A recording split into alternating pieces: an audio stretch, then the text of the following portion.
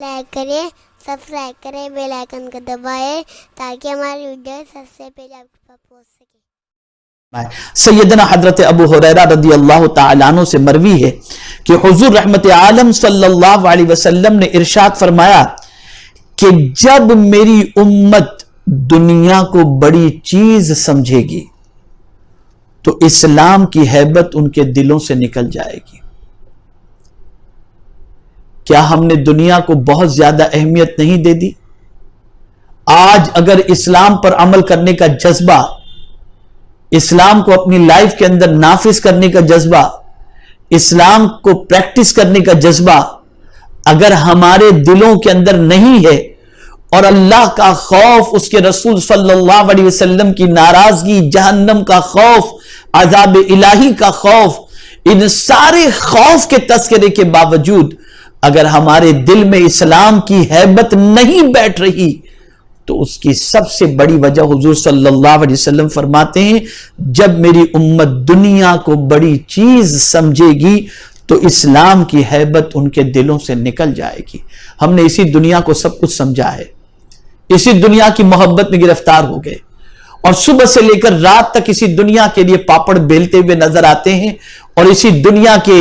سلسلے میں منہمک نظر آتے ہیں، جائز و ناجائز، حلال و حرام کی تمیز کے بغیر ہائے دنیا،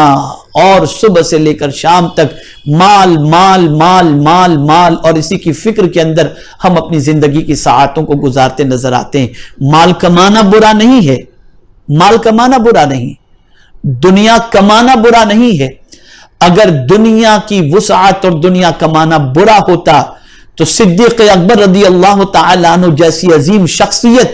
جن کا مرتبہ افضل البشر بعد الانبیاء بالتحقیق ہے، سیدنا صدیق اکبر رضی اللہ تعالیٰ عنہ کی ایک دعا کشف المحجوب میں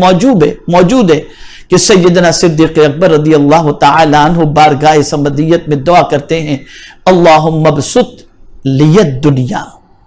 وازہدنی فیہا منہا۔ سیدنا صدیق اکبر رضی اللہ تعالیٰ عنہ دعا کرتے ہیں کہ اللہ دنیا مجھ پر کشادہ کر دے، کھول دے دنیا میرے لیے، پوری دنیا کے دروازے میرے لیے کھول دے، لیکن میرے مولا مجھے اس سے بے رغبت کر، یعنی میرے دل میں اس کی محبت مت دینا۔ دنیا کشادہ میرے لیے ضرور کر دے لیکن میرے دل میں اس کی محبت نہ پیدا کرنا، میری رغبت اس کی طرف نہ ہو، میری رغبت تو بس اتنی ہو کہ مولا تو جس میں راضی اور تیرے حبیب صلی اللہ علیہ وسلم جس میں راضی ہوں اسی کی طرف میں توجہ دوں۔ یہاں سے یہ بات سمجھ میں آئی دنیا کمانا برا نہیں، لیکن اس راہ سے کمانا جو اللہ کی ناراضگی کی راہ ہے اور اس کی محبت میں اللہ کی ناراضگی تو وحی کی برکات سے محروم ہو جائے گی۔ یعنی حضور صلی اللہ علیہ وسلم کی امت دینا اور بری باتوں سے روکنا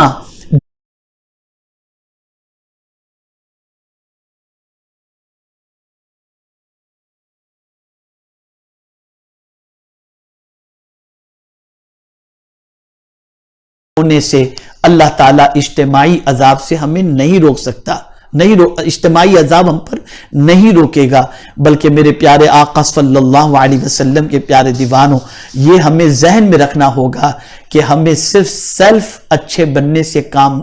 نہیں چلانا بلکہ خود بھی اچھا بننا ہے، خود بھی برائی سے روکنا ہے اور دوسروں کو بھی برائی سے روکنا ہے، دوسروں کو بھی اچھائی کی دعوت دینی ہے۔ یہ ہماری ذمہ داری ہے۔ کیا ہماری قوم کے نوجوان اگر اس میدان کے اندر اتر جائیں تو انقلاب پیدا نہیں کر سکتے؟ واللہ میں کہتا ہوں اگر ہماری قوم کے نوجوانوں نے ٹھان لیا، ہماری قوم کے ذمہ داروں نے ٹھان لیا، ہماری قوم کے لوگوں نے ٹھان لیا کہ ہم بھلائی کا پیغام پہنچائیں گے اور سے ہوگی، اچھے مسلمان کی حیثیت سے ہوگی، میرے پیارے آقا صلی اللہ علیہ وسلم کے پیارے دیوانوں، لیکن اگر ہم خود اچھے تو رہے لیکن اچھائیوں کی طرف بلانے والے نہ رہے، خود برائیوں سے بچتے رہے لیکن اگر دوسروں کو برائیوں سے روکنے والے نہ رہے تو یاد رکھیں اجتماعی عذاب سے ہمیں کوئی نہیں روک سکتا۔ مشکات کی ایک حدیث میں آپ کے گوش گزار کر دوں، اللہ اکبر، رب قدیر جل جلالہ ارشاد فرماتا ہے اوحى اللہ عز وجل رسول اعظم صلی اللہ علیہ وسلم ارشاد فرماتے ہیں اوحى اللہ عز وجل الى جبریل علیہ السلام ان اقلب مدینة کذا وکذا بأہلها قال یا رب ان فیہم عبدک فلانا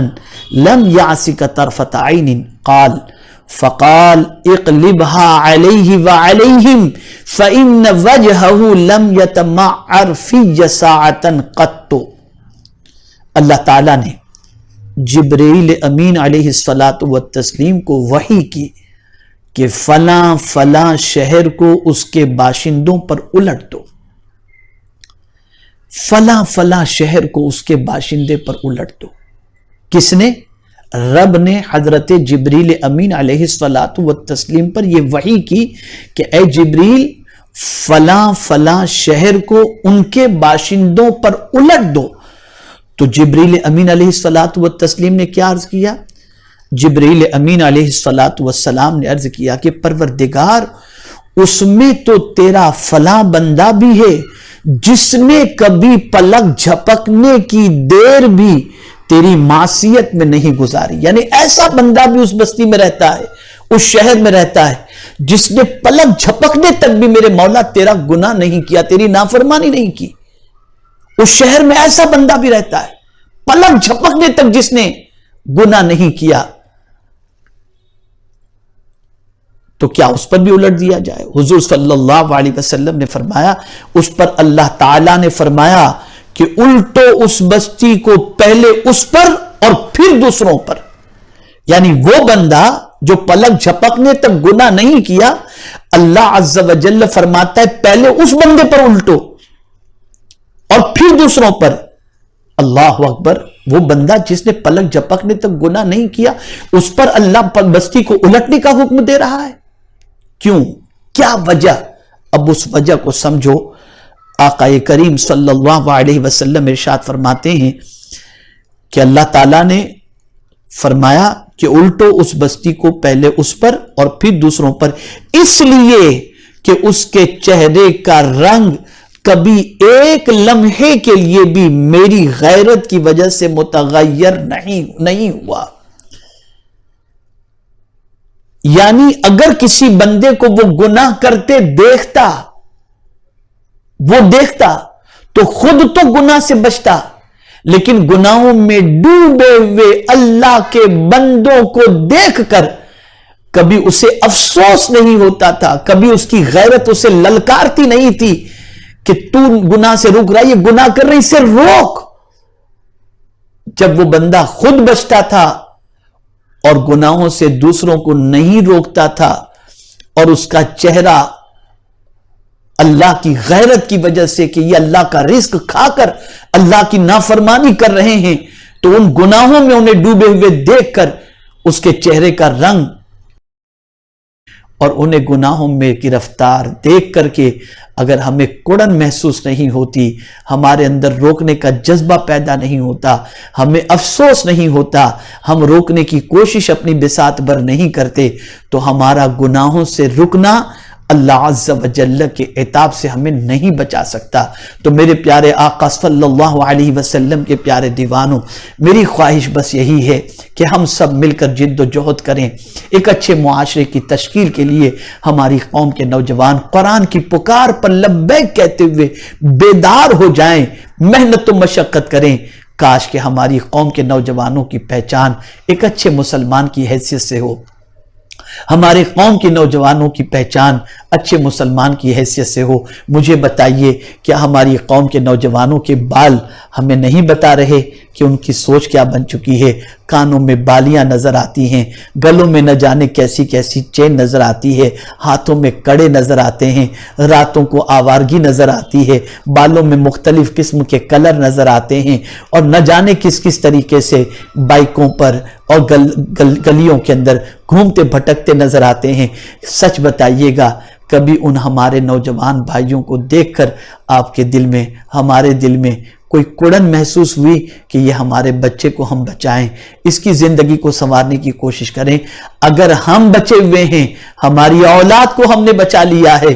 اور اس امت مسلمہ کے فرد کو ہم نے گناہوں میں گرفتار دیکھ کر کے ہمیں کوئی کڑن محسوس نہیں ہوئی تو اللہ کے عتاب سے دنیا کی کوئی طاقت نہیں بچا سکے گی۔ ہم آج اگر اللہ کی ناراضگی کے شکار ہیں تو اس کی وجہ یہی ہے کہ ہم اچھے بننے کی کوشش کر رہے ہیں، برائیوں سے بچنے کی کوشش کر رہے ہیں، لیکن حضور صلی اللہ علیہ وسلم کی امت آج گناہوں میں ڈوب رہی ہے۔ ہم نے ان کی فکر نہیں کی، انہیں چھوڑ دیا، ان کے حال پر رکھ دیا۔ میرے پیارے آقا صلی اللہ علیہ وسلم کے پیارے دیوانوں، میں آپ سے گزارش کرتا ہوں کمر کس لو اور اللہ عز و جل کی رضا کی خاطر، اس کے پیارے حبیب صلی اللہ علیہ وسلم کی خوشنودی کی خاطر جوانوں اٹھ کھڑے ہو جاؤ اور رسول اعظم صلی اللہ علیہ وسلم کی خوشی کی خاطر سنوارنے کے لیے جد و جہد کرو، خود بھی گناہوں سے بچو، رسول اعظم صلی اللہ علیہ وسلم کی امت کو بھی گناہوں سے بچانے کی کوشش کرو، اللہ کے ہر بندے کو گناہ سے بچانے کی کوشش کرو، چاہے وہ کسی بھی مذہب کا ماننے والا ہو۔ انشاءاللہ اگر ہم نے کوشش کی تو میں یقین کے ساتھ کہتا ہوں اللہ کی رحمت ہمیں سہارا دے گی، یہاں بھی محشر میں بھی، اور دامن مصطفیٰ صلی اللہ علیہ وسلم میں یہاں بھی جگہ نصیب ہوگی اور انشاءاللہ وہاں بھی جگہ نصیب ہوگی۔ ہمارے ویڈیو کو لائک شیئر ضرور کریے۔